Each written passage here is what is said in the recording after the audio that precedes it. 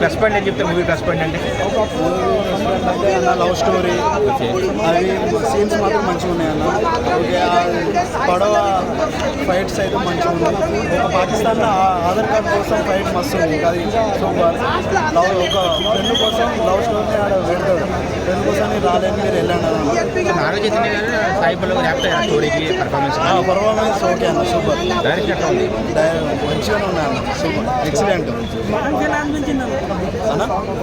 Devi Sri Prasad music ఎట్లా ఉంది? దేవి Prasad music మంచిగానే ఉంది అన్న. బుజ్జితల్లి మొత్తం ఏమన్నా మొత్తం సాయిబాలే బుజ్జితల్లి. సో ఫ్యామిలీ ఏడుతుంది చూడొచ్చా? ఫ్యామిలీ అందరూ చూడొచ్చు అన్న. వల్ల కాదు, అందరు వెళ్ళాలి, అందరితో పాటు లాస్ట్ మెసేజ్ చివరి అడుగు నాదే ఉండాలి అని చెప్పేసి ఆ డైలాగ్ చాలా హైలైట్ అందంగా. ఇంటర్వెల్ సీన్ టెస్ట్ కానీ లాస్ట్ క్లైమాక్స్ సీన్ కానీ సాంగ్స్ పరంగా చూసుకున్నా, బ్యాక్గ్రౌండ్ స్కోర్ మ్యూజిక్ పరంగా చూసుకున్నా, బ్యాక్గ్రౌండ్ స్కోర్ మ్యూజిక్ అయితే దేవిశ్రీ ప్రసాద్ గారు నిజంగా లోపు బ్యాక్గ్రౌండ్ స్కోర్ మ్యూజిక్ అందించారని చెప్పి చెప్పుకోవచ్చా.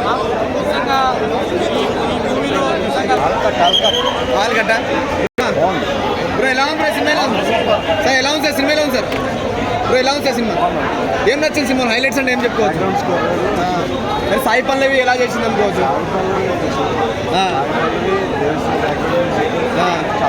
నాగ చైతన్య ఎలా చేశారు సార్? సో విజువల్స్ ఎలా ఉన్నాయి? మరి రియలిస్టిక్ ఉన్నాయా లేకపోతే విఎఫ్ఎక్స్ మరి పాకిస్తాన్లో ఫైట్ సీన్స్ అని చెప్పి చెప్పారు, మరి ఎలా ఉంది? ఎలా అనిపించింది? ఓకే, అంటే ఇప్పుడు లాస్ట్ వైసీపీ వాళ్ళు సపోర్ట్ చేశారు కదా, వాళ్ళని తీసుకొచ్చి 5-5 లక్షలు ఇచ్చారు. సో వాళ్ళ గురించి ఏమైనా చూపించారు లాస్ట్కి? ఏం చూపించలేదు.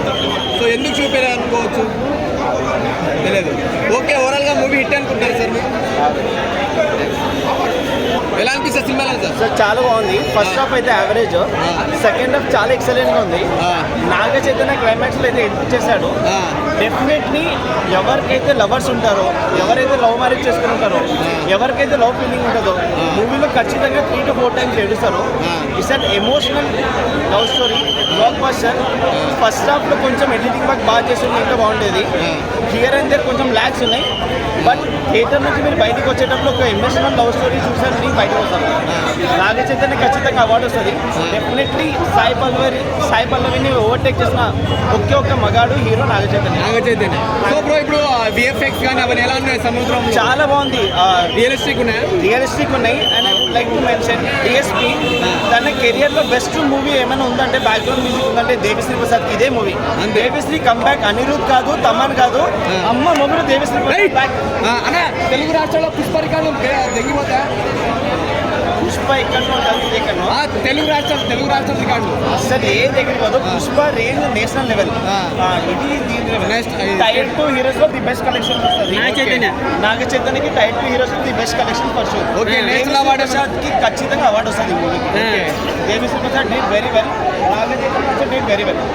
హిట్ అన్న సినిమా, super duper hit. Second half పైసా వసూల్. A small request to Geetha Arts, ఆంధ్రలో పెంచిన హైక్ ఏదైతే ఉందో తగ్గించేసి నార్మల్ ప్రైసే పెట్టండి. ఎందుకంటే బీసీ సెంటర్స్లో అంత రీచ్ అవ్వకపోవచ్చు. నార్మల్ థియేటర్ హైక్తో సినిమా రిలీజ్ చేయండి ఖచ్చితంగా. అక్కినేని ఫ్యాన్స్ కాలర్ ఎగరేస్తారా? అక్కినేని ఫ్యాన్స్ అదో కాలర్ సైడ్ లో ఎగరేస్తున్నా. Naga Chaitanya career best. Thank you.